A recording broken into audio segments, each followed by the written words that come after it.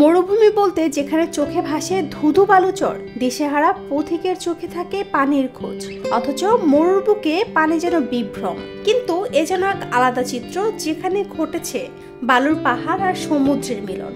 বলছি নামিবিয়ার কথা।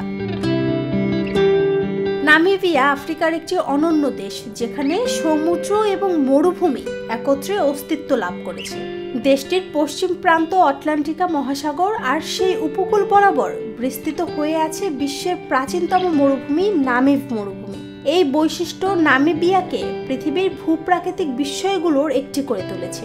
নামিব মরুভূমি প্রায় 55 মিলিয়ন বছর পুরনো।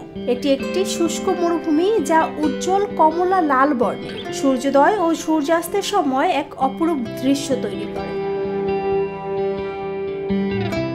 নামিবিয়ার পশ্চিম উপকূল ধরে প্রবাহিত আটলান্টিক মহাসাগর দেশের জলবায়ুকে প্রভাবিত করে। এখানকার স্কেলেটন কোস্ট অঞ্চলটি বিখ্যাত, যেখানে বহু জাহাজ ধ্বংস হয়েছিল।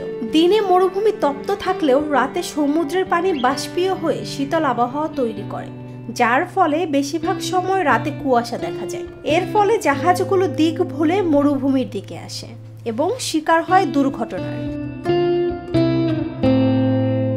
নামিবিয়া হলো প্রকৃতির এক অনন্য প্রদর্শনী, যেখানে সমুদ্র ও মরুভূমি পাশাপাশি অবস্থান করে এক অপরূপ দৃশ্যপট তৈরি করেছে। নুসরাত জাহান শম্পা, নিরপেক্ষ নিউজ ডেস্ক।